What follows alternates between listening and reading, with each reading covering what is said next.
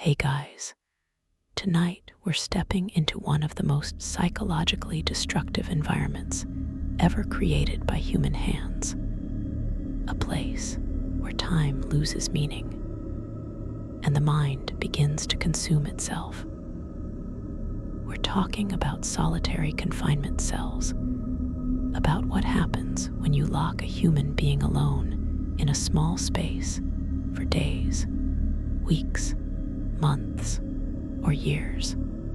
This isn't about physical torture with instruments and pain. This is about what isolation does to the human mind, how it dismantles personality and sanity piece by piece.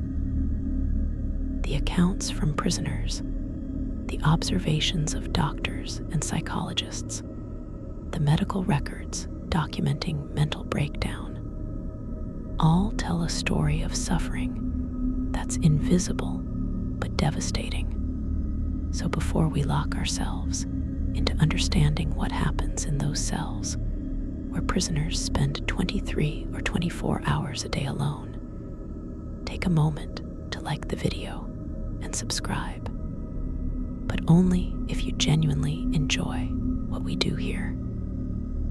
And let me know in the comments where you're tuning in from and what time it is for you. It's always fascinating to see who's joining us from around the world, especially those of you settling in for the night. Now dim the lights, maybe turn on a fan for that soft background hum, and let's ease into tonight's journey into solitary confinement and the madness it creates. Solitary confinement, as a deliberate practice, has a long history, but its modern form emerged in the early 19th century with the development of the penitentiary system, particularly in America. The Quakers who designed Eastern State Penitentiary in Philadelphia believed that isolating prisoners in individual cells where they could reflect on their crimes and commune with God would lead to penitence and rehabilitation. Hence the term penitentiary. The reality was catastrophically different from the intention. Prisoners kept in continuous solitary confinement at Eastern State began showing signs of severe mental deterioration within weeks or months. Hallucinations, talking to themselves, loss of ability to think coherently, attempts at self-harm or suicide.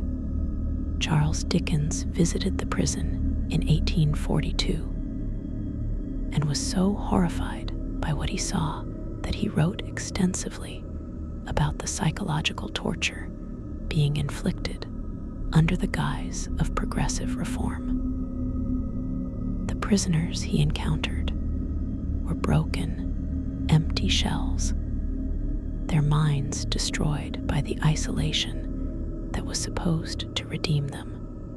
The typical modern solitary confinement cell measures roughly 6 by 9 feet, sometimes smaller, sometimes slightly larger, but always a space approximately the size of a parking space. The furnishings are minimal: a concrete bed with a thin mattress, a toilet and sink combination, sometimes a small shelf. The walls are usually concrete or cinder block, painted institutional colors. The floor is concrete. The ceiling is low and featureless. There might be a narrow window, but often it's positioned too high to see out of properly, or it's frosted or barred in ways that prevent seeing anything meaningful.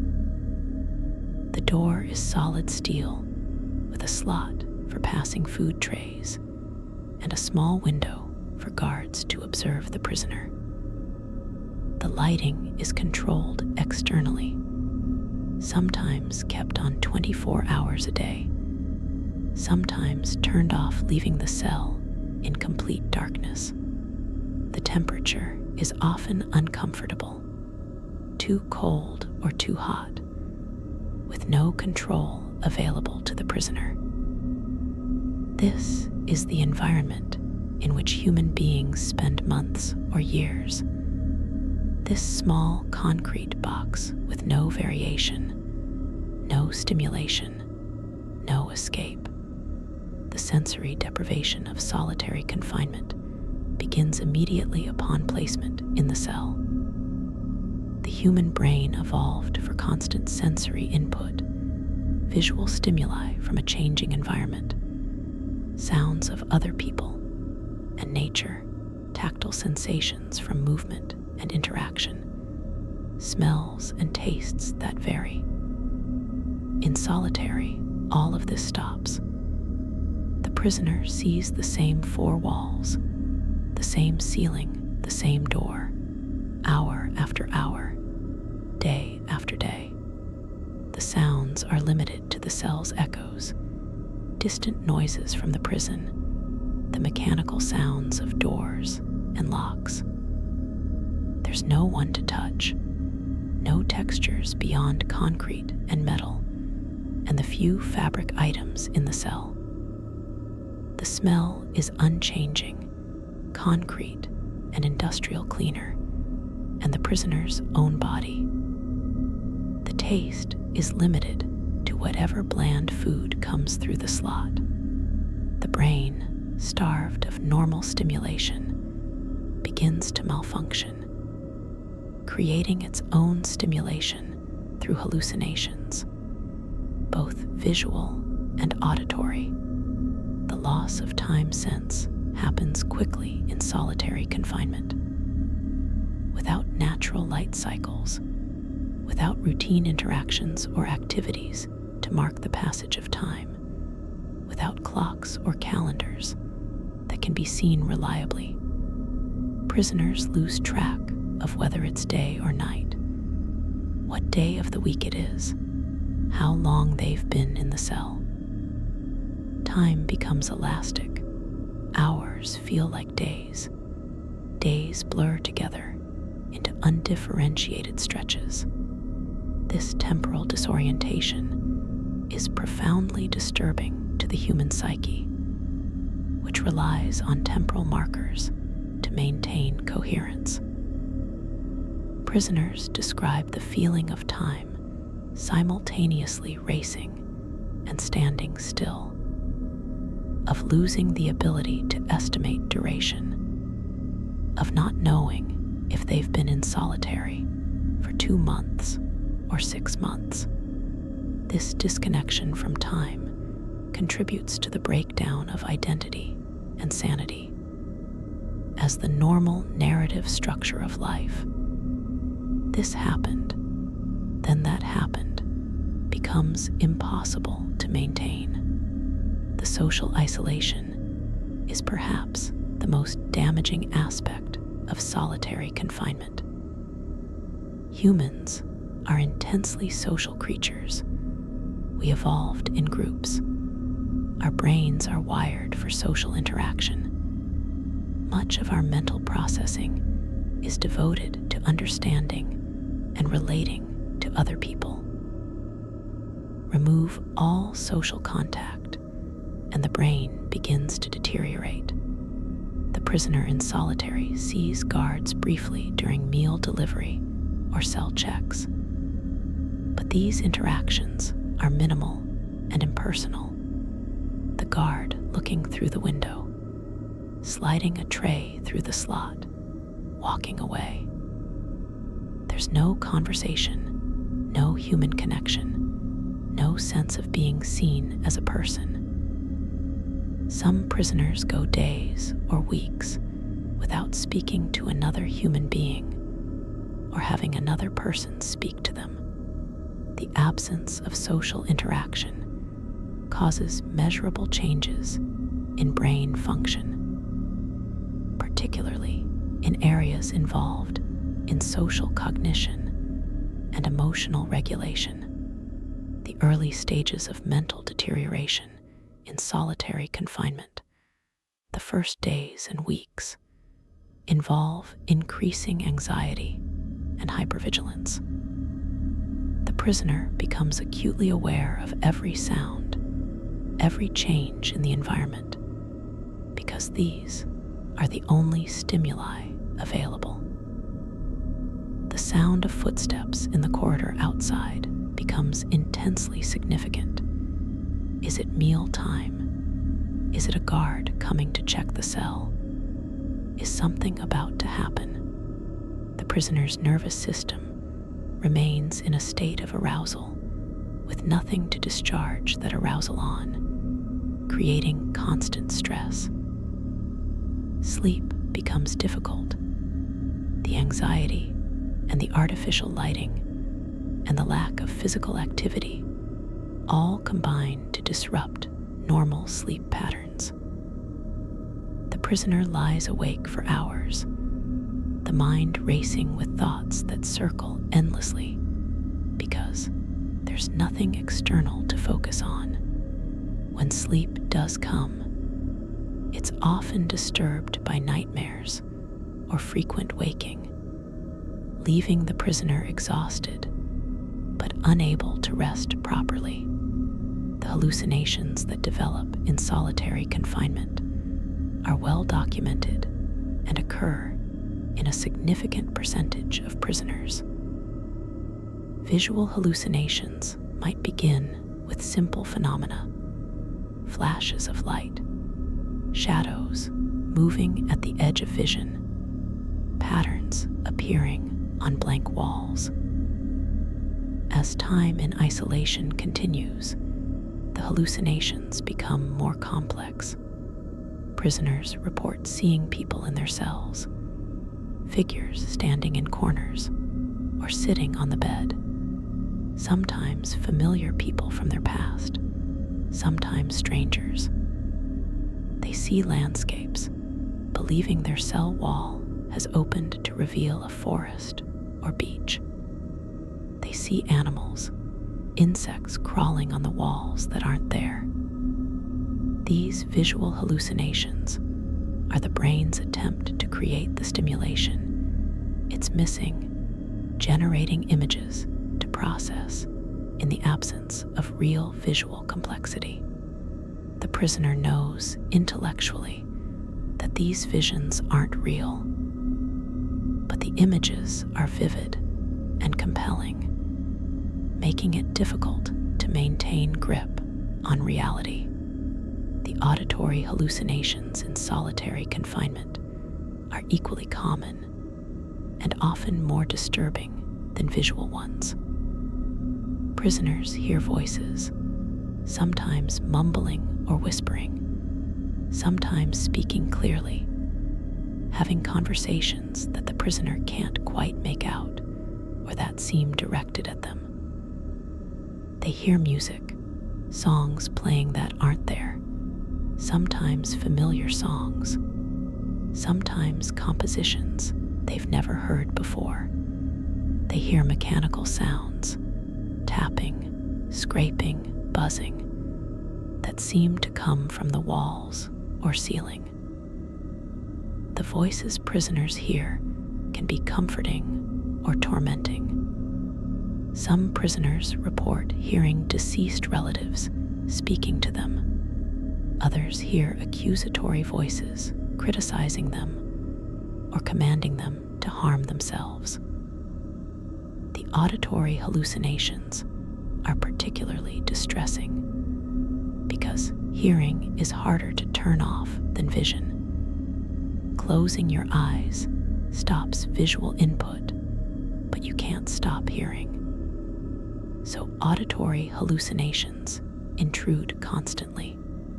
The breakdown of cognitive function in extended solitary confinement manifests in multiple ways.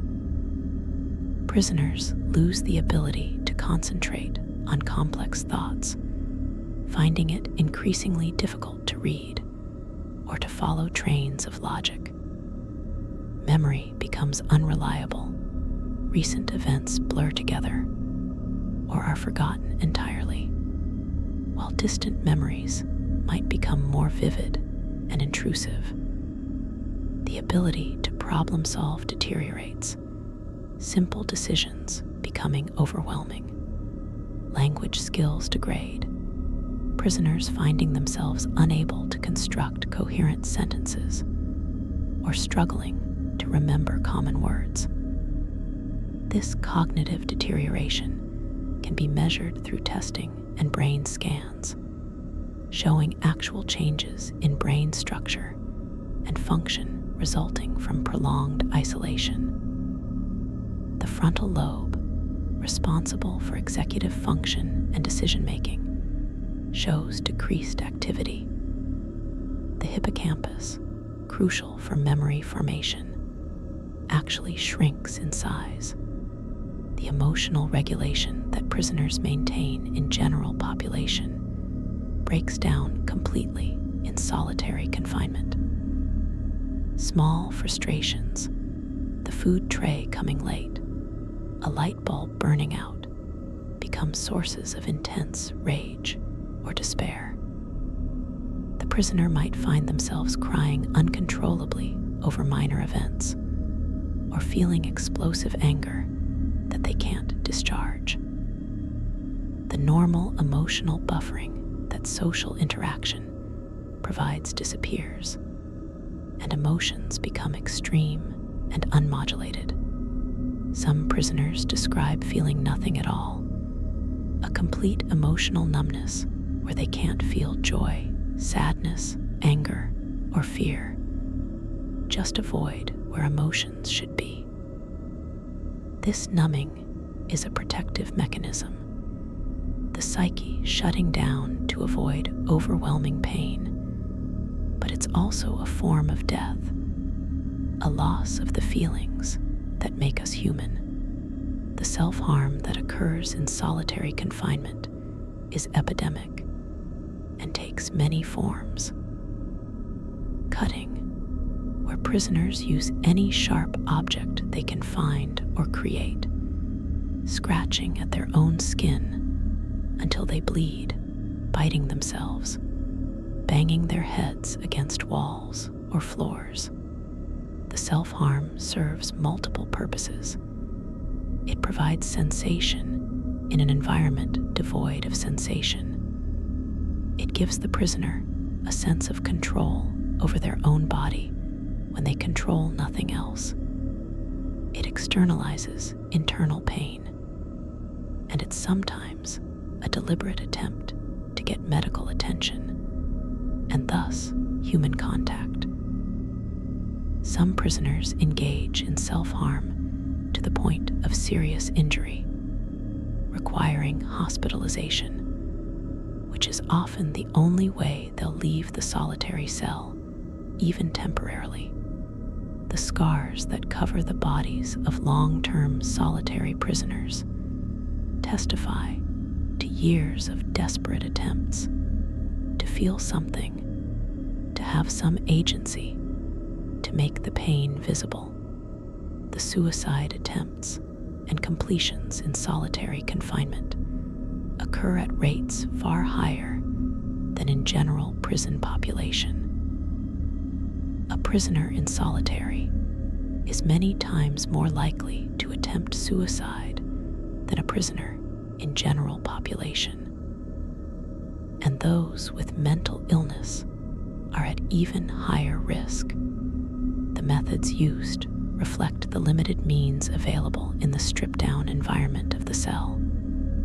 Hanging using sheets or clothing, cutting using any sharp edge that can be created or found, drowning in the toilet, deliberately choking on food. Some attempts are impulsive, moments of overwhelming despair where death seems like the only escape. Others are carefully planned, prisoners hoarding medications or creating weapons over time. The guards who check cells regularly are specifically watching for suicide attempts, but the prisoner has 23 or 24 hours a day to work on methods and timing, while guards check for minutes at a time. The relationship with guards in solitary confinement is complicated and often psychologically damaging in itself. The guards are the only human contact the prisoner has, making them intensely important psychologically. But the interaction is inherently adversarial and dehumanizing. Guards might ignore prisoners' requests for basic needs, might mock or taunt prisoners who are clearly mentally deteriorating, might be the ones who punish any infractions with additional restrictions. Yet these same guards are the only people the prisoner sees, the only voices they hear, the only reminders that they still exist in the human world. Some prisoners develop obsessive relationships with specific guards, thinking about them constantly, trying to provoke interaction, even negative interaction, because any human acknowledgement is better than nothing. Other prisoners learn to shut down entirely when guards appear, refusing to engage or respond, a form of psychological self-protection. The loss of identity that occurs in long-term solitary confinement is perhaps the most profound psychological effect. Identity is constructed and maintained through social interaction, through roles we play, through how others see us and respond to us, through the activities we engage in and the choices we make. Remove all of this, and identity begins to dissolve. Prisoners describe feeling like they're disappearing, becoming less real, losing sense of who they are. They might forget their own history, have trouble remembering their family members, lose connection to their former life. Some prisoners cope by creating elaborate fantasy identities, imagining themselves as different people living different lives, essentially dissociating from their actual identity because that identity has become associated with unbearable suffering. The person who eventually emerges from solitary confinement may be profoundly different from the person who entered. The original personality eroded or destroyed by years of isolation. The attempts prisoners make to maintain sanity in solitary confinement show remarkable creativity and determination, but also the desperation of their situation. Some establish rigid routines, exercising at specific times, organizing their few possessions in particular ways, creating structure where none exists. Others engage in complex mental exercises, memorizing and reciting poems, doing mathematical problems in their heads, reconstructing memories in vivid detail. Some prisoners talk to themselves constantly, maintaining a one-sided conversation to preserve language skills and create the illusion of social interaction. Others create imaginary companions, full personalities they interact with as if they were real, knowing they're not real, but needing the simulation of human contact. These coping mechanisms work for a while, but extended solitary eventually breaks through most defenses. The isolation too complete and too prolonged for the human psyche to successfully resist. The physical health effects of solitary confinement compound the psychological damage. The lack of physical activity in a small cell leads to muscle atrophy and cardiovascular deconditioning. The stress causes high blood pressure, digestive problems, headaches.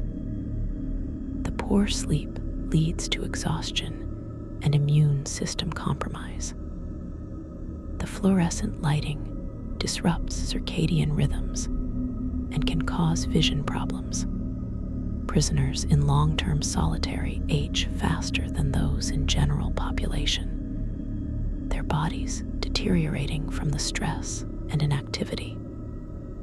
When they're finally released from solitary, many have difficulty walking properly after months or years of moving only within a few feet.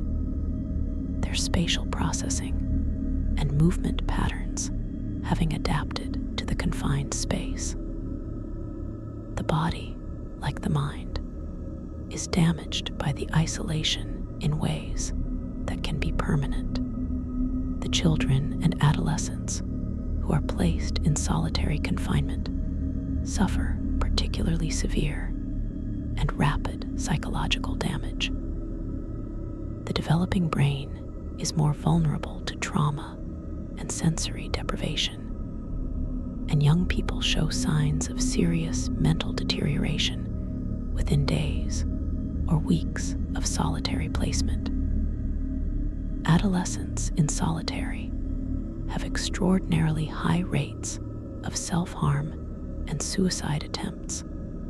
They're still forming identities, fragmenting under the isolation. The long-term effects on young people subjected to solitary confinement include increased likelihood of mental illness, difficulty with social relationships, impaired cognitive function, and high recidivism rates.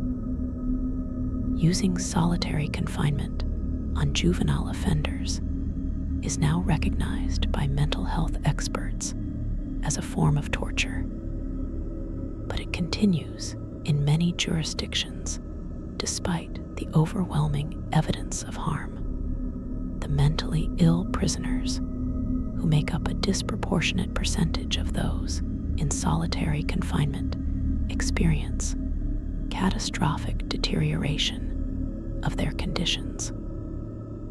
Someone with schizophrenia placed in solitary will see their symptoms worsen dramatically, hallucinations and delusions intensifying, any grip on reality loosening further. Someone with depression will sink into suicidal despair. Someone with anxiety disorders will experience escalating panic attacks. The solitary environment is the worst possible treatment for mental illness. Yet prisons use solitary to manage mentally ill prisoners whose symptoms make them difficult to house in general population, creating a vicious cycle where mental illness leads to behavior that gets prisoners sent to solitary, where their mental illness worsens, leading to more behavior problems, leading to more time in solitary. Many of the most disturbed and dysfunctional prisoners in American prisons are people who were only mildly mentally ill when they entered the system, but who were destroyed by years in solitary confinement. Experience of meals in solitary confinement illustrates the dehumanization of the entire experience. Food arrives through a slot in the door on a tray, usually the same unappetizing food every day. The prisoner never sees who delivers it or has any interaction around the meal.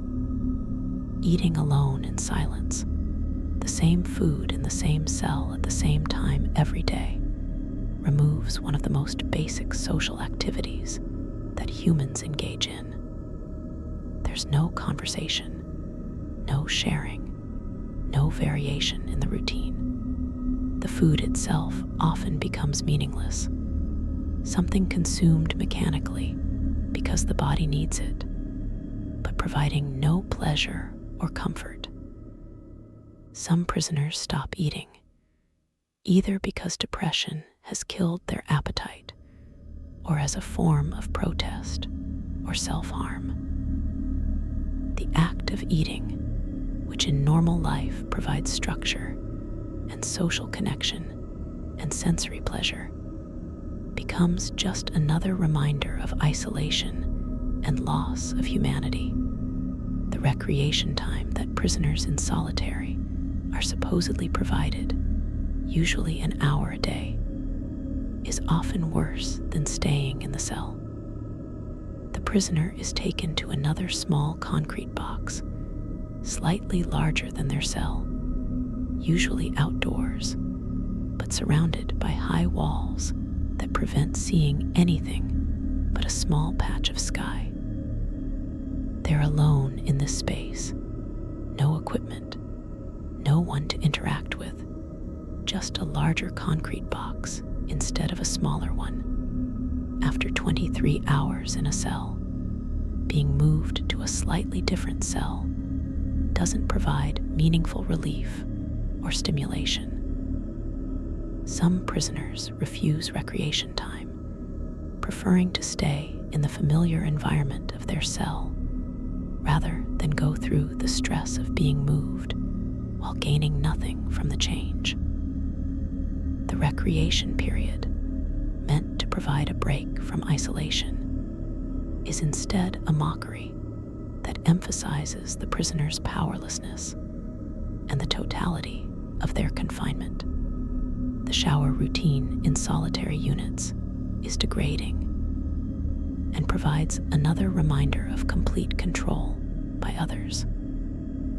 Prisoners are allowed to shower perhaps 2 or 3 times a week, taken to a shower area in restraints, sometimes strip-searched before and after, watched by guards during the shower. The brief time in the shower is one of the few opportunities to feel water on skin, to be outside the cell, even briefly, to experience a slightly different environment. Some prisoners extend their showers as long as possible, savoring the sensory experience and the temporary change. Others rush through, uncomfortable with being watched and wanting to return to the privacy of their cell. The shower, which should be a basic act of hygiene and self-care, becomes loaded with psychological complexity in the context of solitary confinement. The sounds of solitary confinement units are limited, but highly significant to prisoners. The sounds of doors opening and closing, the mechanical clanking of locks, become markers of time and events. Footsteps in the corridor signal someone approaching, creating anticipation or anxiety. The sound of meal trays being delivered cell by cell provides a sense of connection to the other prisoners, even though they can't be seen. Occasional sounds from other prisoners, screaming, banging on doors, crying, provide evidence that others exist and are suffering too. Some prisoners count sounds, developing elaborate systems for tracking time based on how many times doors open or how many meal deliveries have occurred. The soundscape of solitary is monotonous, but intensely monitored by prisoners desperate for any stimulation or information about the world beyond their cell walls. The communication between prisoners in solitary, despite rules against it, happens through various covert methods that become psychologically crucial. Prisoners tap on walls or pipes using codes they develop, passing messages to neighbors they can't see. They shout to each other during the brief times they're in recreation cages, yelling over walls or through bars. They pass notes written on scraps, and moved through the food slots or other openings. This illicit communication is risky. Prisoners can be punished with additional restrictions or time in solitary. But the need for human connection is so desperate that many take the risk. For prisoners in long-term solitary, these forbidden communications might be their only social interaction, and being caught and having it stopped can precipitate severe psychological crisis.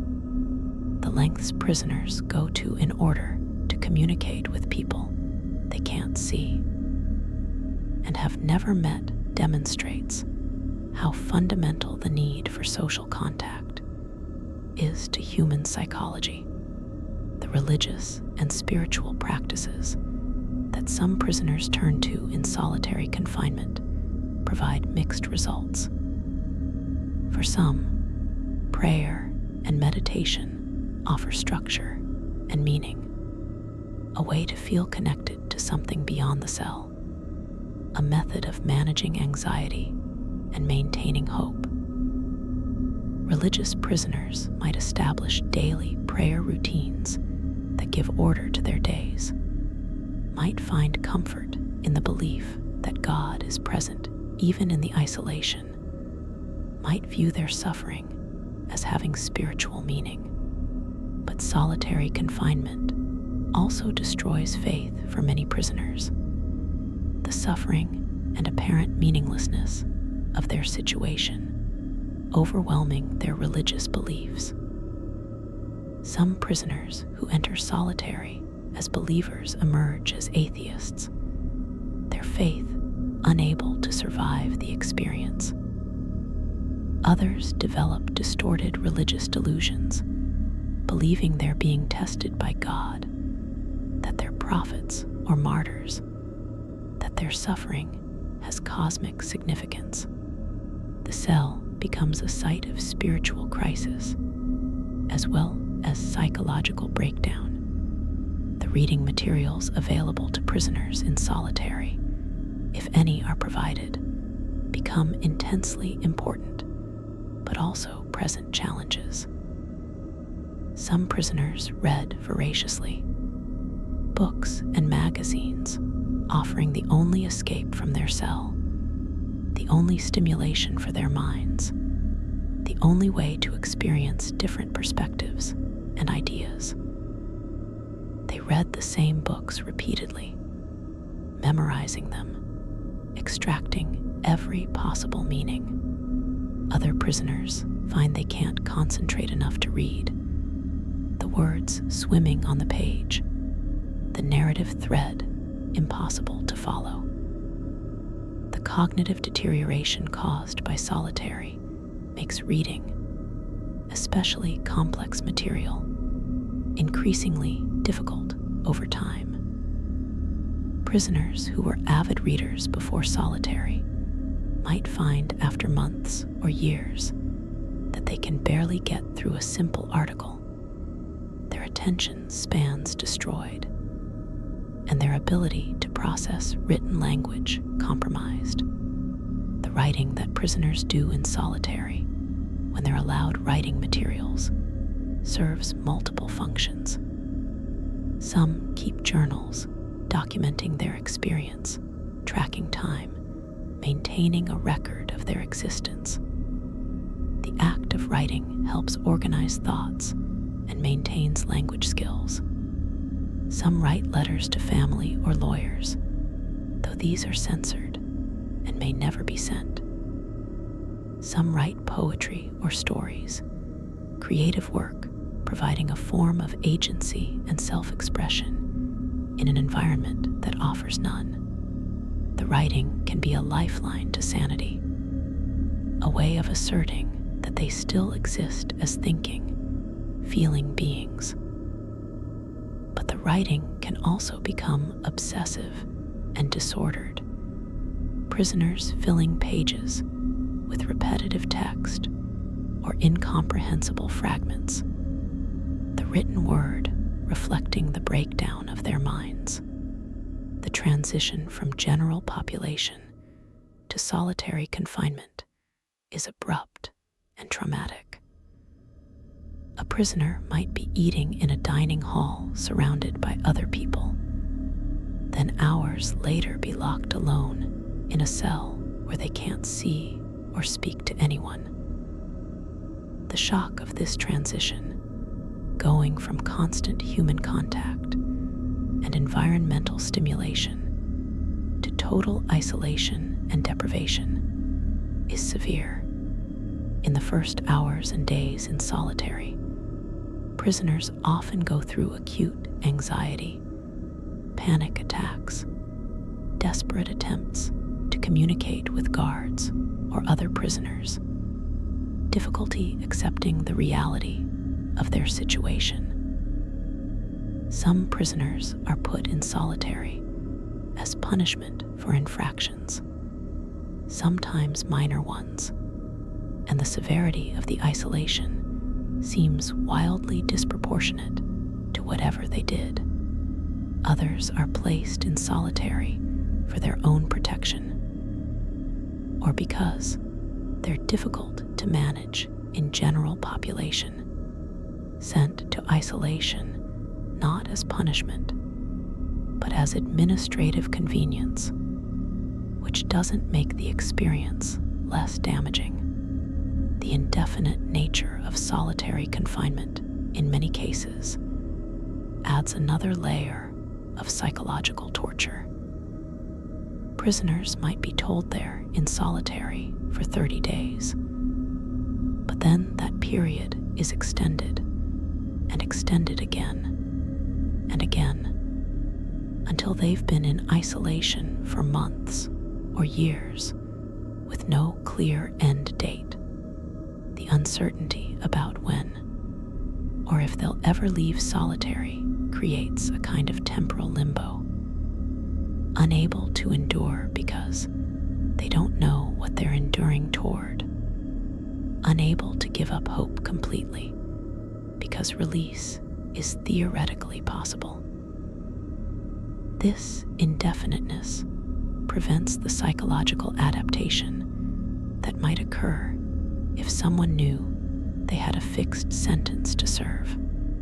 Instead, each day could theoretically be the last day in solitary, or could be followed by endless more days.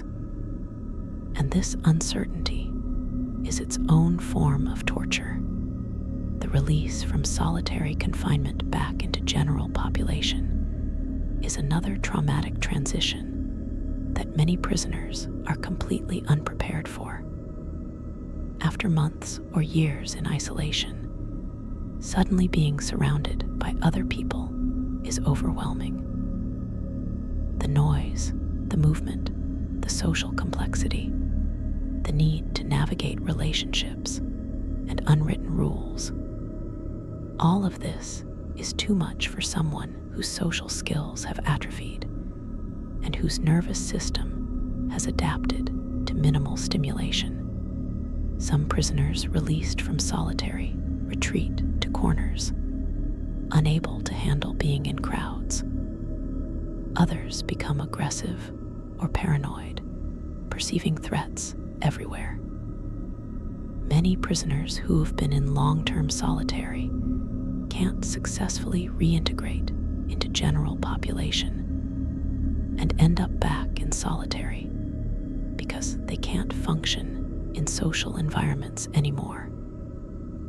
The isolation has permanently damaged their ability to be around other people. The families of prisoners in solitary confinement suffer their own form of trauma. They might have limited or no contact with their incarcerated loved one. Phone calls prohibited or severely restricted. Visits rarely allowed. Letters censored. They don't know if their family member is mentally deteriorating, if they're being mistreated, if they're suicidal. When they do get contact, their loved one might be clearly disturbed, speaking incoherently, expressing paranoid ideas, or might be completely flat and unresponsive. Families watch helplessly as someone they love is destroyed by the isolation, and they usually have no power to intervene or to get their loved one removed from solitary. The guilt families feel, knowing their loved one is suffering alone and being unable to help, creates lasting psychological damage for them as well. The guards who work in solitary confinement units are also affected by the environment, though less severely than the prisoners. Working in an environment of such suffering, watching people deteriorate, dealing with the mental illness and desperation that solitary creates, takes a toll on guards' mental health. Some become callous and dehumanizing, treating prisoners as objects rather than people, a defense mechanism against the empathy that would make the job unbearable. Others suffer from guilt and stress, knowing they're participating in a system that's destroying people. The turnover rate for guards in solitary units is high. Many can't or won't continue working in such settings.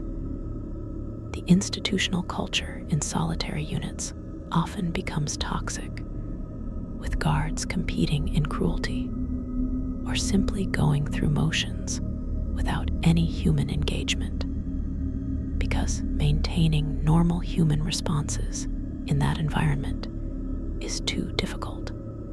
The medical and mental health care in solitary confinement is often inadequate or non-existent.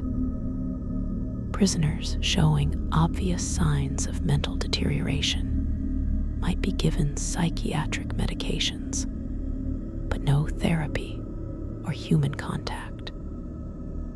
Prisoners requesting to see mental health staff might be denied or given only brief, perfunctory consultations.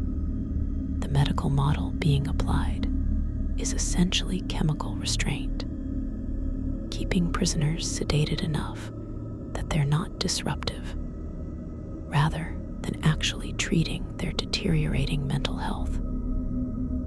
Some prison mental health staff refuse to provide care to prisoners in solitary confinement, arguing that the environment is causing the mental illness, and that providing treatment while leaving the person in that environment is unethical. But this often means prisoners receive no mental health care at all, left to deteriorate without any intervention. The legal challenges to solitary confinement have increased in recent years, with courts in some jurisdictions recognizing it as cruel and unusual punishment in certain circumstances, particularly for mentally ill prisoners or juveniles, or for indefinite periods. But the practice continues widely, and many prisoners in solitary have no access to legal representation to challenge their placement. The prison system's justifications for using solitary, safety, and security are often thin, but courts generally defer to prison administrators' discretion. Prisoners who do succeed in legal challenges to their solitary placement have usually spent years in isolation before getting relief, the damage already done.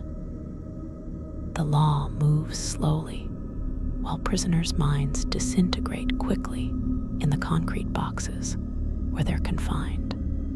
The international human rights community has increasingly recognized prolonged solitary confinement as torture, with the UN Special Rapporteur on Torture stating that solitary confinement for more than 15 days can constitute torture. The UN Mandela rules, adopted in 2015, strictly limit the use of solitary confinement and prohibit it entirely for certain categories of prisoners. But these international standards are not binding on domestic prison systems, and the United States in particular continues to use solitary confinement extensively despite international criticism.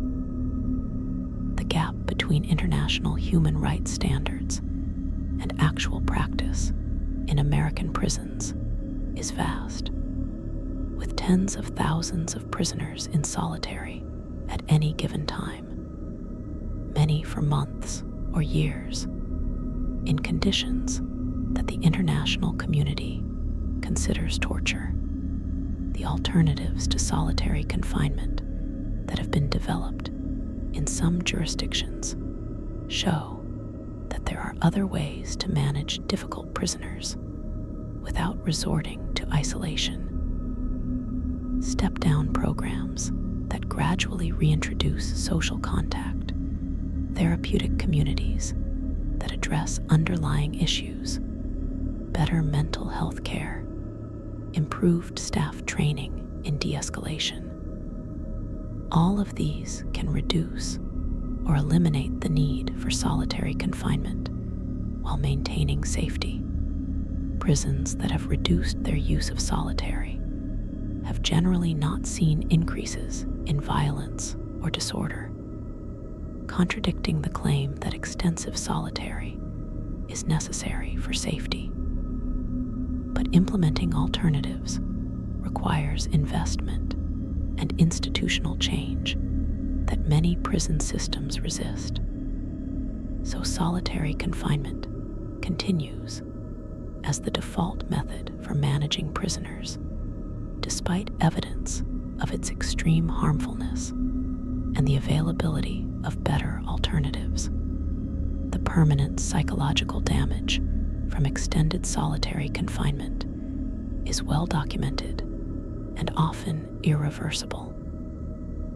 Prisoners who spend years in solitary frequently never fully recover, continuing to experience symptoms of trauma, anxiety, difficulty with social interaction, cognitive impairment, even after release from prison entirely. Some former prisoners who spent time in solitary recreate isolation in their free lives, living alone, avoiding people, recreating the only environment they learned to survive in. Others struggle with the overwhelming stimulation of normal life, unable to handle crowds or complexity. The brain changes that occur during prolonged isolation can be permanent, particularly if the isolation occurred during developmental years. Solitary confinement thus creates permanent disability in many people who experience it for extended periods. The racial disparities in who gets placed in solitary confinement mirror the racial disparities in incarceration generally, but are even more pronounced. Black and Latino prisoners are disproportionately placed in solitary compared to white prisoners, reflecting bias in prison disciplinary processes and in perceptions of which prisoners are dangerous or difficult. Indigenous prisoners are also overrepresented in solitary populations. These racial disparities mean that the psychological destruction of solitary confinement falls more heavily on prisoners of color, compounding the already severe racial injustice of the criminal justice system. The communities most affected by mass incarceration are also most affected by the use of solitary confinement, with devastating consequences for individuals, families, and entire communities. The progressive stages of psychological deterioration in long-term solitary confinement follow a generally predictable pattern, though individual variations exist. The first weeks involve acute anxiety, hypervigilance, difficulty sleeping, obsessive focus on the environment. The prisoner is still fighting the situation, still mentally organized and resistant. After a few months, depression typically sets in, hopelessness, loss of motivation, withdrawal into apathy. The fighting spirit gives way to resignation. After 6 months to a year, cognitive changes become pronounced. Memory problems, difficulty concentrating, language difficulties, social skills begin to atrophy. Beyond a year, hallucinations and delusional thinking often emerge, the boundaries between internal mental life and external reality blurring. After several years, personality changes become fundamental. The person who entered solitary no longer exists in any recognizable form, replaced by someone profoundly damaged and altered. The attempts by prison systems to justify solitary confinement usually center on safety and security, claiming that certain prisoners are too dangerous or disruptive to house in general population. But examination of who actually gets placed in solitary reveals that many are there for nonviolent infractions or for behaviors that are symptoms of mental illness rather than genuine security threats. Someone who talks back to a guard, someone who refuses to follow a minor rule, someone who is found with contraband. These infractions can result in solitary placement. Mentally ill prisoners who are acting out because of their illness rather than deliberate defiance are sent to solitary where their symptoms worsen. The use of solitary as a management tool for any difficult prisoner rather than as a last resort for genuinely dangerous individuals has led to massive overuse and has destroyed countless people who could have been managed through other means. The documentation of conditions in solitary confinement has improved in recent years due to journalism, litigation, and advocacy work. But many facilities still operate with minimal oversight or transparency. Reporters who gain access to solitary units describe the smell, a combination of human waste, industrial cleaner, and despair. They describe the sounds, the screaming and banging and crying echoing through concrete corridors. They describe talking to prisoners through food slots, the desperate grasping for human contact from people who haven't had a real conversation in months or years. They describe prisoners who speak in word salad, whose thoughts are disorganized, and whose connection to reality is tenuous. Prisoners who rock back and forth or engage in repetitive behaviors. Prisoners who have scars covering their arms and faces from self-harm. These journalistic accounts provide glimpses into an environment that is usually hidden from public view. The theoretical justifications for solitary confinement, that it provides time for reflection and behavior change, have been thoroughly disproven by actual outcomes. Prisoners don't emerge from solitary reformed and rehabilitated. They emerge traumatized, and often more disturbed than when they entered. The isolation doesn't teach anything except how to endure isolation. It doesn't address the underlying issues that led to the behavior that got the prisoner sent to solitary in the first place. In fact, time in solitary makes prisoners more likely to commit infractions after release back to general population, more likely to be violent, more likely to have difficulty controlling their behavior. The supposed rehabilitative purpose of solitary is a fiction, contradicted by all available evidence. Yet the practice continues under this disproven rationale. The specific experiences of women in solitary confinement include gendered vulnerabilities and traumas. Women prisoners are more likely than men to have histories of sexual abuse, and the complete powerlessness of solitary can trigger severe trauma responses. Women in solitary report higher rates of sexual harassment by guards, the isolation making them more vulnerable and less able to report abuse. Pregnant women have been held in solitary, giving birth alone or with minimal assistance.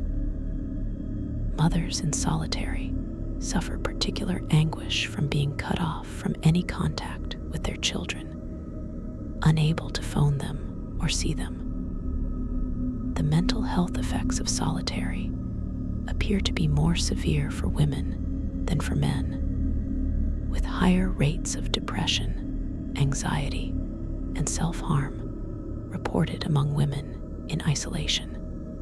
The placement of prisoners with serious mental illness in solitary confinement is particularly unconscionable and represents a complete failure of the prison mental health system.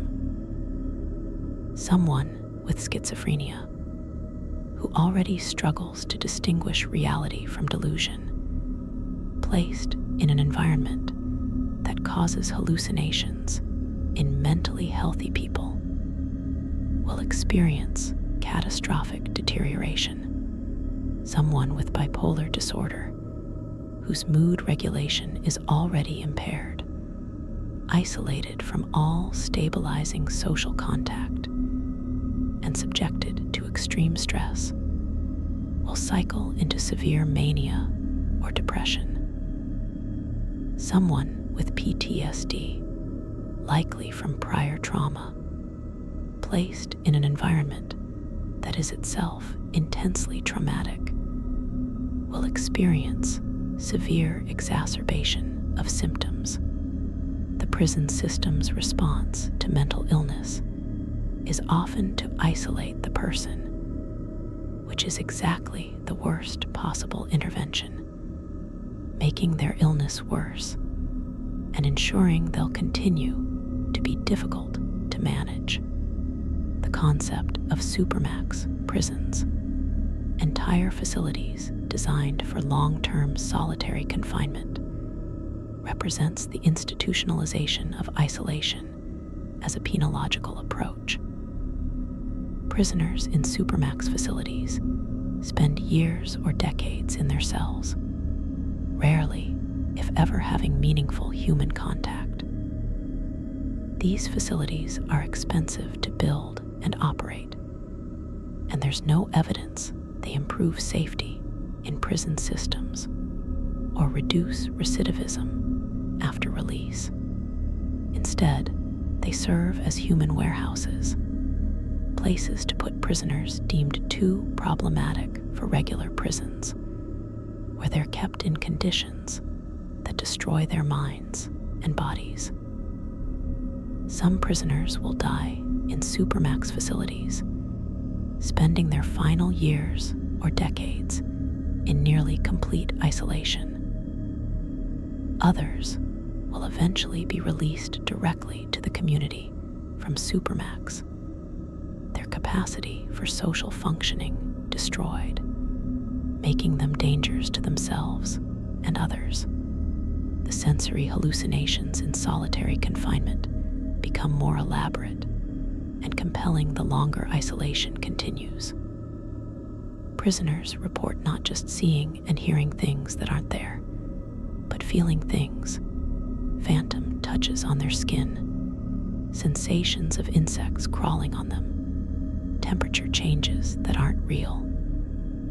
They report smelling things, foods they aren't being served, perfume or flowers that don't exist. Taste hallucinations are less common, but do occur.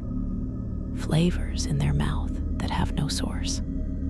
The brain, desperate for sensory input, creates increasingly complex false perceptions, and the prisoner's ability to recognize these as hallucinations diminishes over time.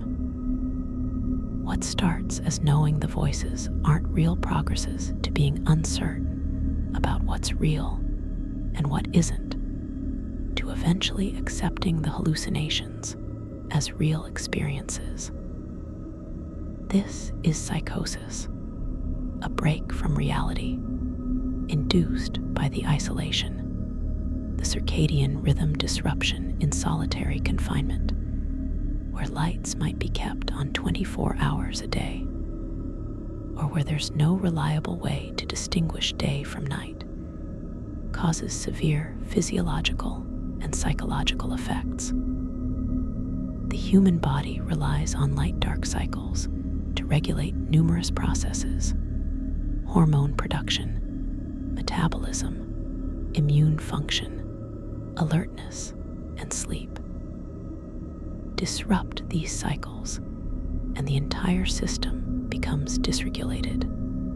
Prisoners in solitary often develop what's called prison insomnia, unable to sleep properly, exhausted but unable to rest, their bodies no longer following normal sleep-wake patterns. The sleep deprivation compounds all the other psychological effects of solitary, making cognitive function worse, making emotional regulation harder, increasing the risk of hallucinations and psychotic symptoms. The power dynamics in solitary confinement are completely one-sided, with guards having total control and prisoners having none. This absolute powerlessness is psychologically devastating in itself. Humans need some sense of agency and control to maintain mental health.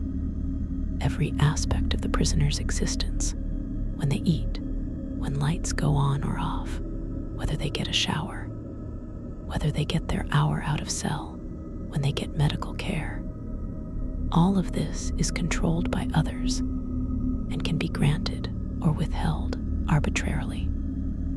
The prisoner can't negotiate, can't make choices, can't influence their environment. This learned helplessness, the understanding that nothing you do matters and you control nothing, creates a psychological state that persists long after release from solitary. Former solitary prisoners often struggle with decision-making and agency, even in free life, having internalized the lesson that they're powerless. The language and communication skills that deteriorate in solitary confinement represent the loss of one of the most fundamentally human capacities. Language is inherently social.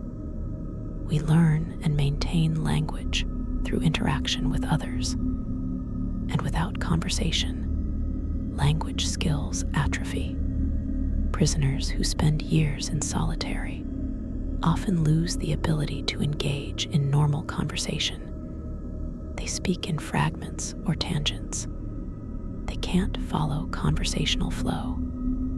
They interrupt inappropriately or fall silent at the wrong times. The social cues that govern conversation, turn-taking, topic changes, appropriate response. All of this is forgotten or never learned by someone who has no one to talk to. Some prisoners stop talking entirely, elective mutism, developing after months or years of having no one to speak with. The loss of language is the loss of humanity in a very real sense. The developmental damage done to young people in solitary confinement is particularly severe because their brains are still developing during the period of isolation.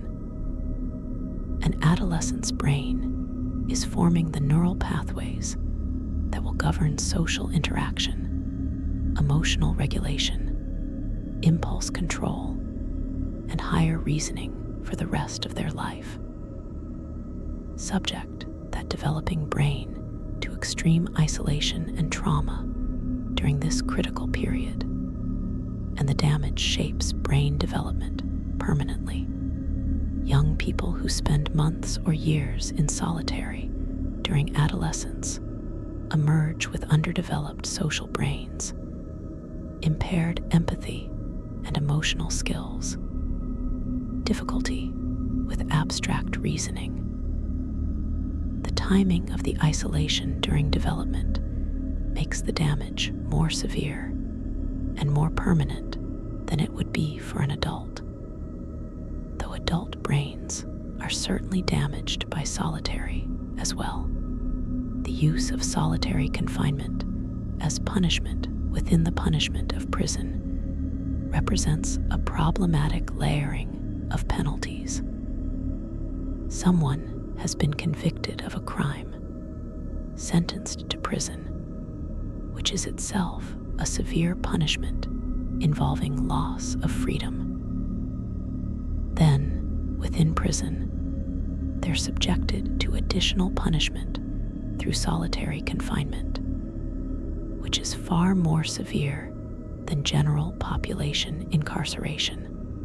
The infractions that trigger solitary are often minor and judged by prison staff without real due process. A prisoner can be sent to solitary for months or years based on a guard's report of rule violation, with no trial, no evidence requirements, no real opportunity to defend themselves. This creates a system where prison staff have essentially unlimited power to impose psychological torture on prisoners at their discretion, a power that is frequently abused. The economic costs of solitary confinement are high, with estimates suggesting it costs 2 to 3 times as much to house a prisoner in solitary as in general population, due to the higher staffing ratios needed and the specialized facilities required. This money could be spent on mental health treatment, education programs, job training, all things that actually reduce recidivism and help prisoners successfully reintegrate after release. Instead, it's spent on practices that destroy people and make them less able to function in society. The economic argument against solitary confinement, that it's expensive and ineffective, adds to the moral and medical arguments against it. There's no good reason to continue the practice, only institutional inertia and the difficulty of changing established systems. The return to society for someone who has spent years in solitary confinement is often impossible to navigate successfully. They've lost years of their life to isolation. They've missed developments in technology and culture. Their social skills have atrophied to the point of dysfunction. They likely have serious mental health issues, including PTSD, depression, anxiety, and possibly psychotic symptoms. They're expected to find housing, employment, rebuild relationships with family, follow parole conditions, all while dealing with severe psychological damage from their time in solitary. The recidivism rates for prisoners released from long-term solitary are extremely high, unsurprisingly, as these individuals have been set up to fail. The solitary confinement becomes a pipeline to more incarceration, creating permanent cycling through the prison system. The moral arguments against solitary confinement are straightforward. Deliberately causing severe psychological suffering that serves no legitimate penological purpose is wrong. It's torture regardless of what euphemism is used to describe it. We don't allow physical torture in our legal system. We recognize it as cruel and unusual punishment prohibited by the Constitution. But we allow psychological torture through solitary confinement, despite it causing comparable or worse suffering. The distinction between physical and psychological torture is arbitrary. Suffering is suffering regardless of whether it leaves physical scars. The fact that solitary confinement operates largely out of public view, that most people never see the inside of these units or meet the destroyed people who emerge from them, allows the practice to continue without the outcry that would arise if people truly understood what was happening. The comparison between solitary confinement and interrogation, techniques recognized as torture, is illuminating. Sleep deprivation, sensory deprivation, isolation. These are techniques used by torturers specifically because they break down the mind without leaving physical evidence.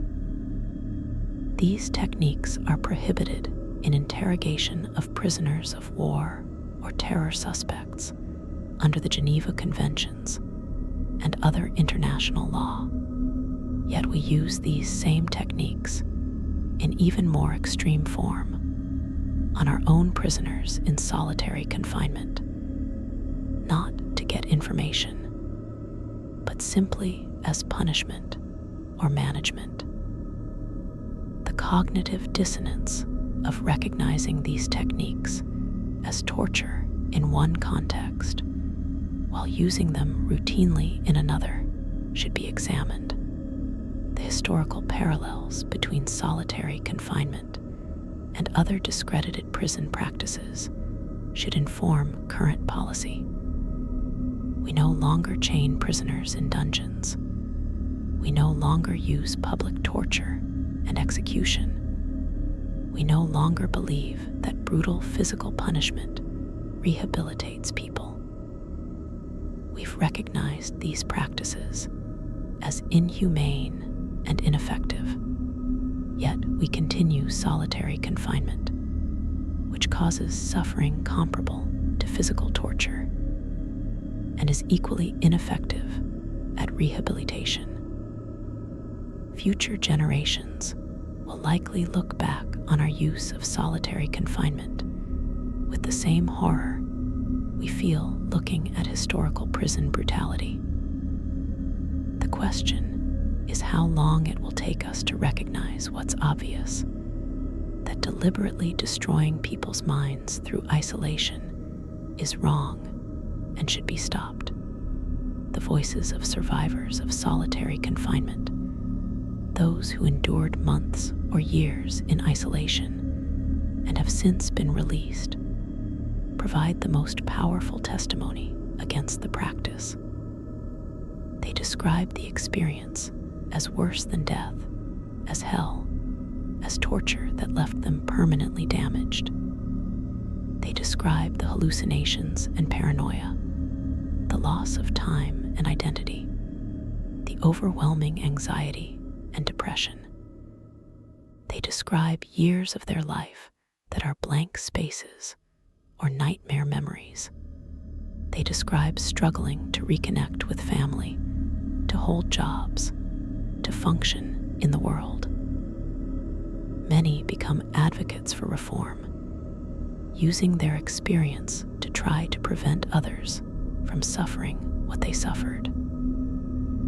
Their voices carry unique authority as people who survived something that many people can't even imagine, and their testimony should be central to any discussion of whether solitary confinement should continue.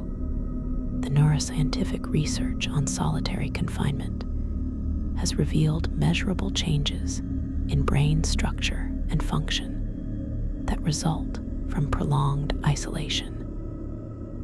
MRI studies show that the hippocampus, crucial for memory and spatial navigation, actually shrinks in size after extended periods in solitary.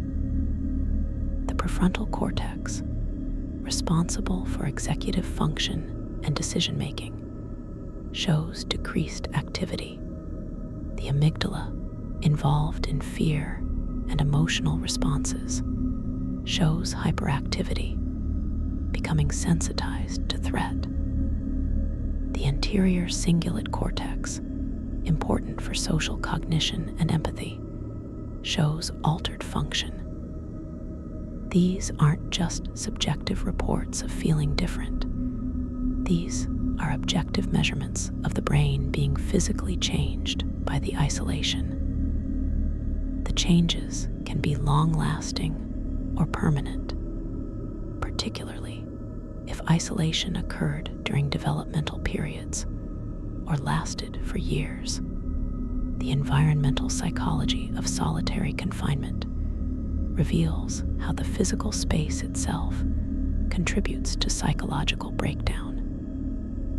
Humans need environmental complexity, variations in color and texture, views of nature, or at least of varying scenes, opportunities for different postures and activities in different spaces. The solitary cell provides none of this. It's a monotonous box with uniform color, minimal texture, no views, and space for only sitting or lying down. The lack of control over environmental factors, temperature, lighting, sound, creates additional stress. The impossibility of privacy, with guards able to observe at any time through the window in the door, makes the cell simultaneously a place of isolation from social contact and of complete exposure to surveillance. This combination, alone but watched, isolated but never private, creates a psychological bind with no resolution. The grief and loss experienced by prisoners in solitary confinement is profound but unacknowledged.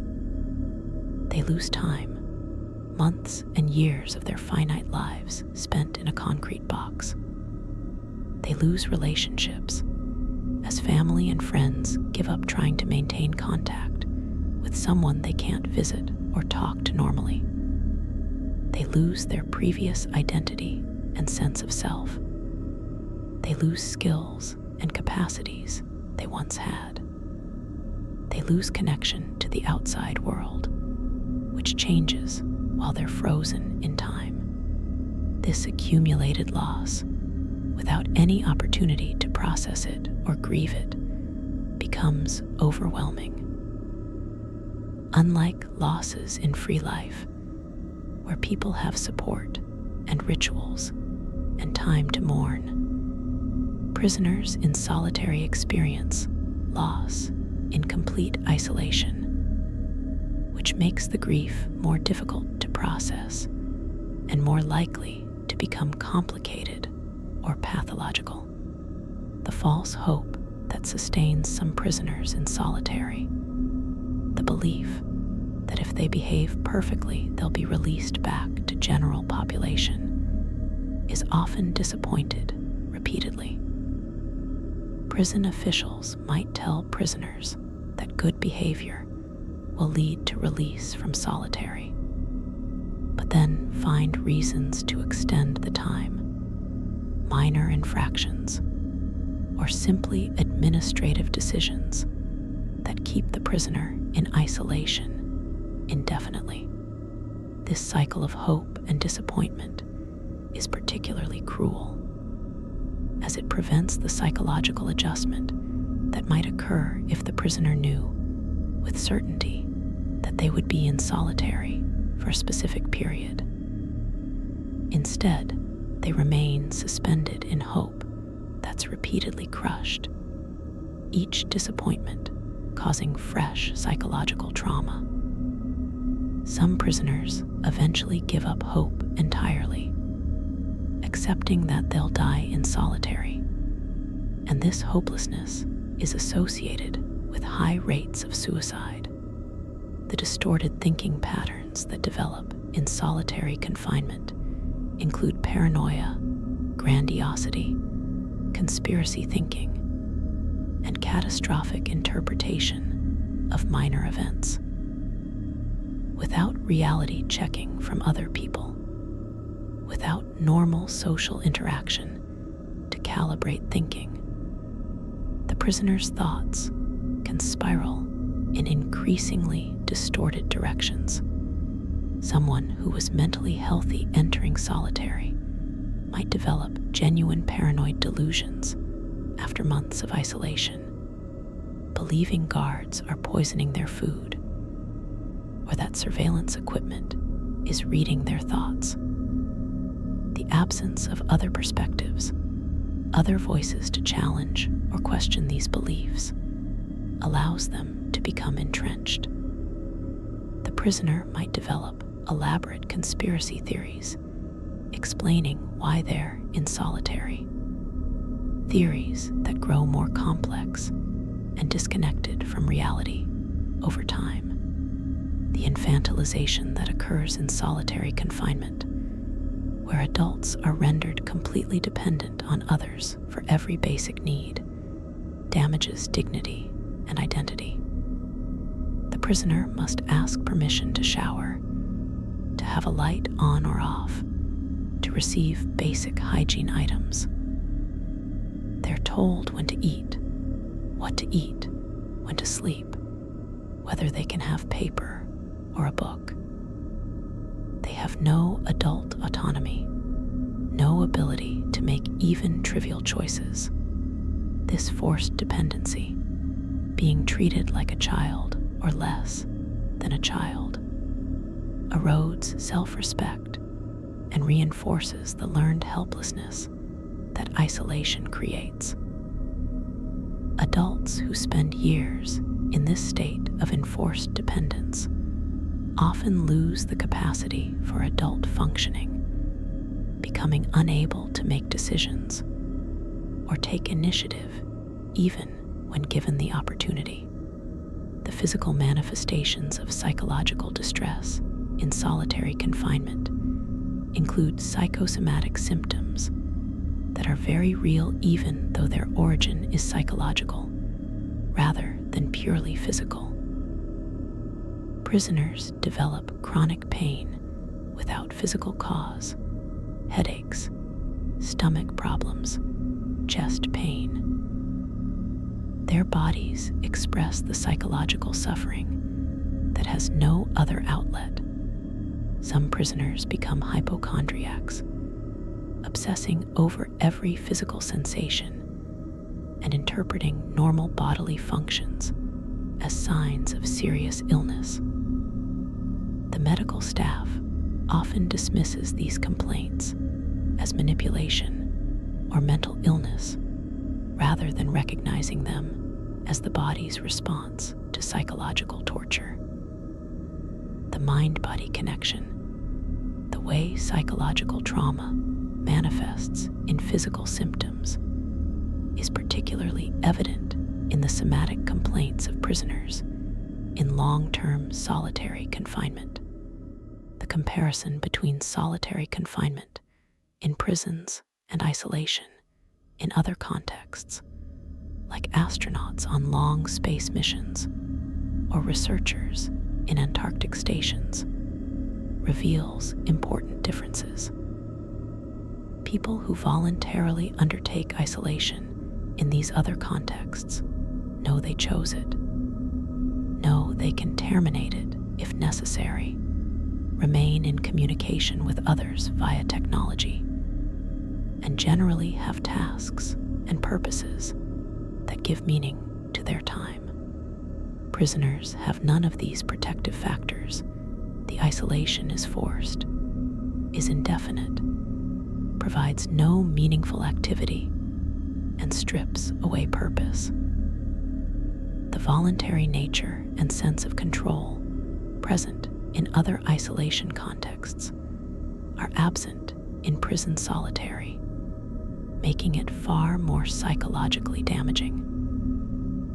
The space station or research station is not analogous to the solitary cell, despite both involving physical isolation. The secondary trauma experienced by people who work with prisoners released from solitary confinement, defense attorneys, social workers, mental health providers, can be significant.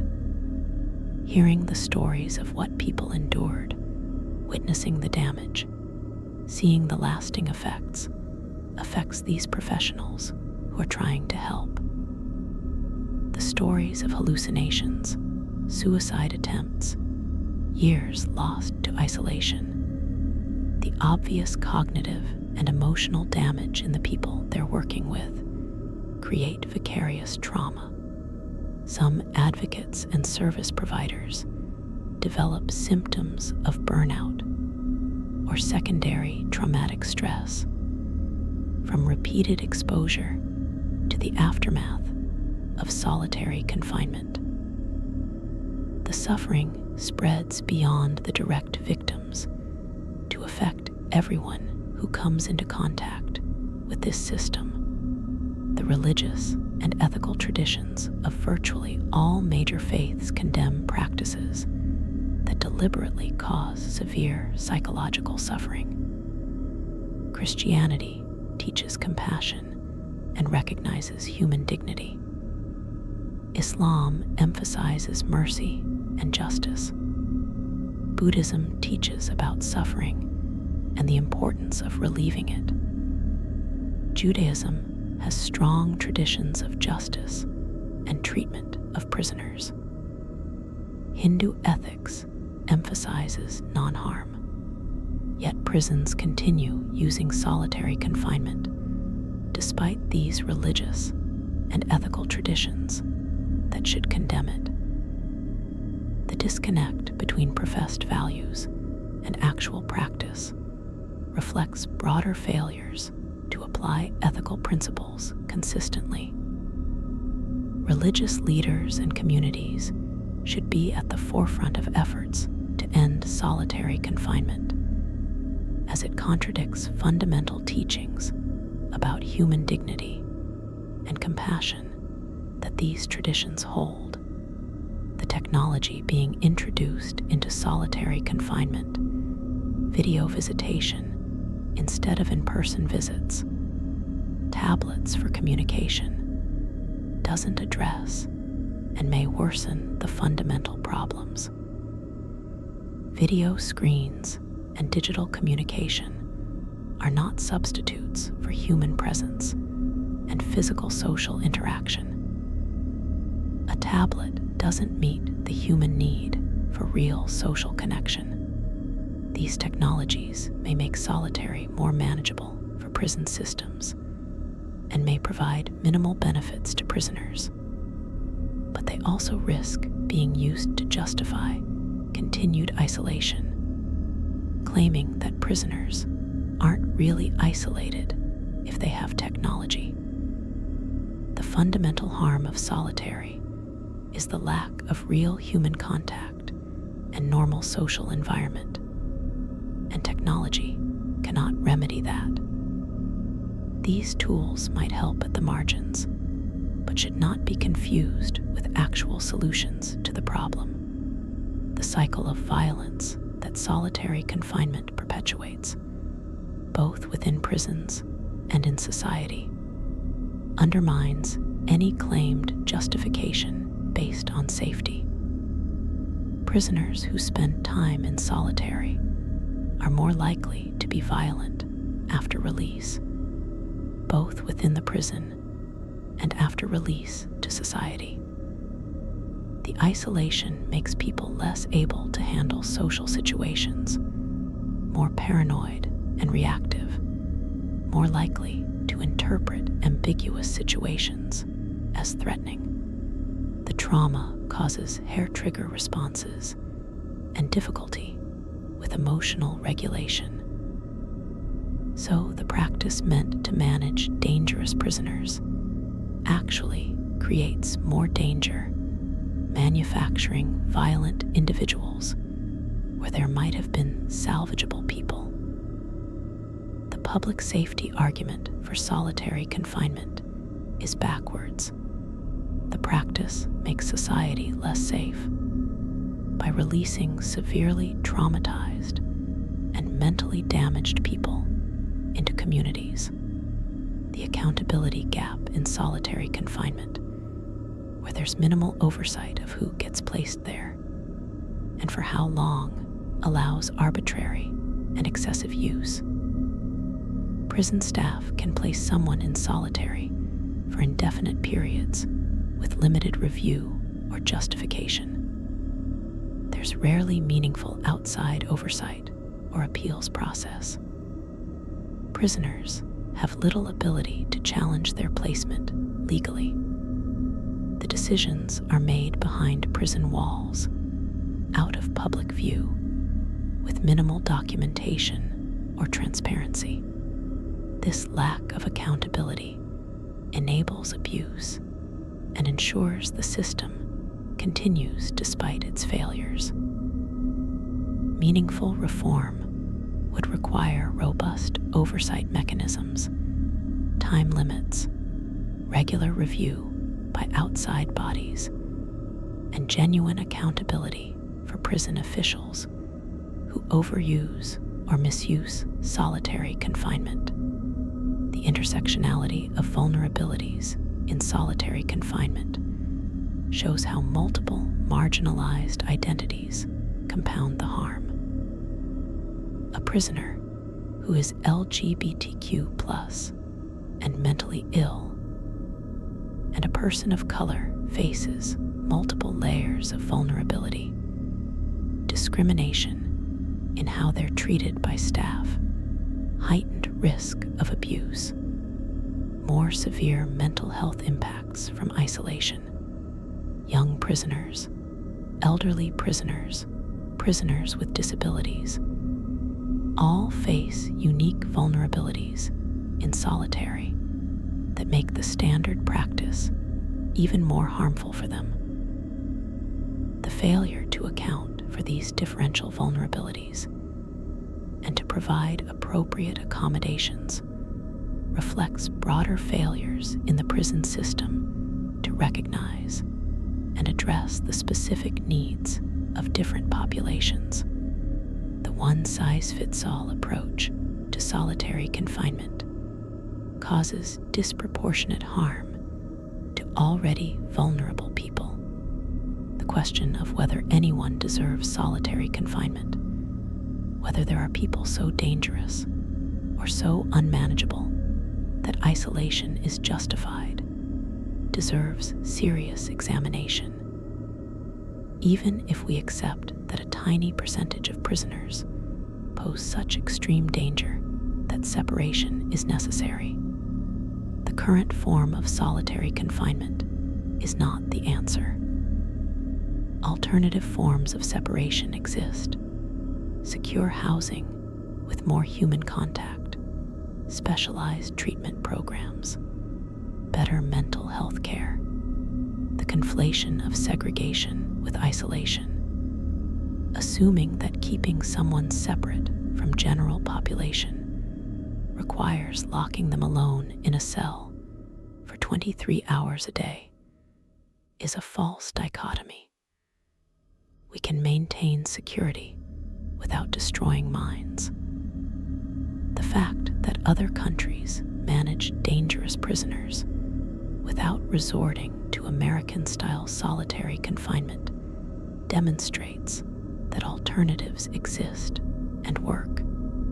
The reform efforts that have gained traction in some jurisdictions, limiting the duration of solitary, banning it for vulnerable populations, providing more out-of-cell time, improving conditions, represent steps forward, but often remain inadequate.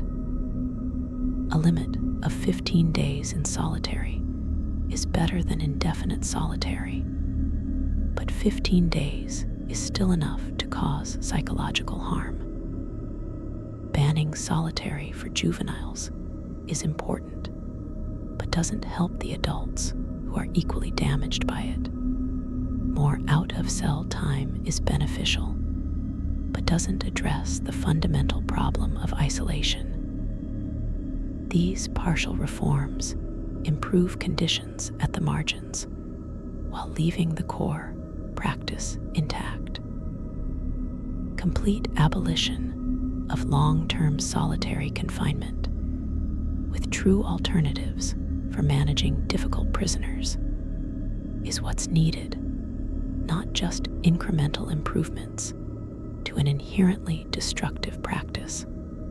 The storytelling and testimony from solitary survivors provides a counter-narrative to the official justifications for the practice.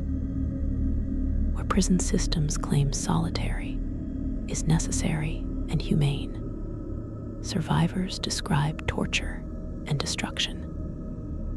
Where officials claim prisoners adapt and cope, survivors describe psychological disintegration. Where the system claims oversight and accountability, survivors describe arbitrary punishment and abuse. These narratives from people who lived through solitary confinement carry truth that official statements cannot counter. The power of personal testimony, the specific details of what hallucinations felt like, how time became meaningless, what it was like to not speak to another person for months, makes the reality of solitary confinement undeniable and unignorable. The future of criminal justice, if it moves toward being more humane and effective, must involve ending long-term solitary confinement.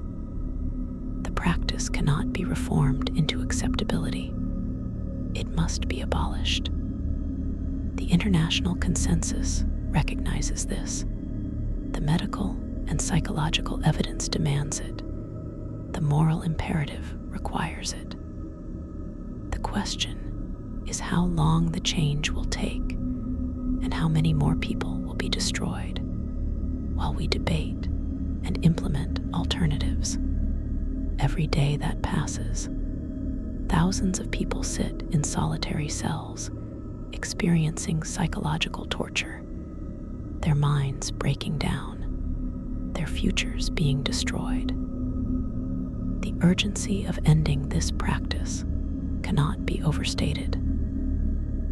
These are human beings, not abstract policy questions, and their suffering is happening now, today.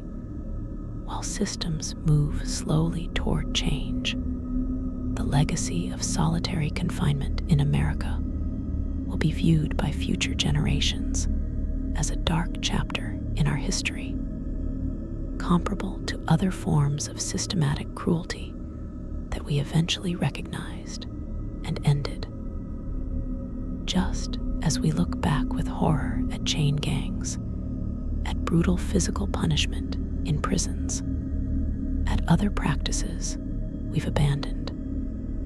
Future people will wonder how we tolerated psychological torture through isolation. The thousands of people destroyed by solitary confinement, their ruined lives and damaged brains, will stand as testament to a failure of humanity and justice. The only question is whether we'll end the practice before more lives are destroyed, or whether we'll continue it for years or decades more, adding to the already unconscionable toll of suffering. So tonight, as you settle into sleep surrounded by the ambient sounds of life, in a room you can leave at any time, with the knowledge that you'll wake tomorrow and interact with other people, think about those in solitary confinement cells. Think about the absolute silence or the echoing of their own sounds. Think about the concrete walls they see when they open their eyes, the same walls they've seen for months or years. Think about their isolation, going days or weeks without meaningful human contact, without a real conversation, without anyone who knows or cares about them as a person. Think about the hallucinations they might be experiencing right now, the voices they hear that aren't there, the figures they see in the corners of their cells. Think about their desperation, the mental deterioration they feel happening, the loss of their memories, and their sense of who they are. Think about how they might be counting days, or might have lost count long ago, might be clinging to hope for release, or might have given up entirely. These are real people, experiencing real suffering right now as you drift towards sleep. Their torture is invisible, happening behind walls that most people will never see beyond, in a system that operates largely without public awareness or accountability. The human mind was not designed for isolation, was not meant to exist without social contact and environmental stimulation. Forcing isolation on people destroys them psychologically, breaks down the fundamental structures of mind and self. It's torture, regardless of what legal terminology is used to describe it. And it's happening on a massive scale in the United States and in other countries around the world. The prisoners in solitary confinement are living the nightmare that most people only imagine briefly before pushing the thought away, because it's too horrible to contemplate. But they can't push it away. They're living it, hour after hour, day after day, month after month, sometimes year after year. Their suffering is real, and it's preventable. It's a choice we as a society make to allow this practice to continue. Understanding what solitary confinement does to the human mind, the hallucinations and paranoia, the cognitive breakdown, the loss of self, the permanent psychological damage, makes clear that this is not a justified punishment or a necessary security measure. It's cruelty, it's torture, and it should end.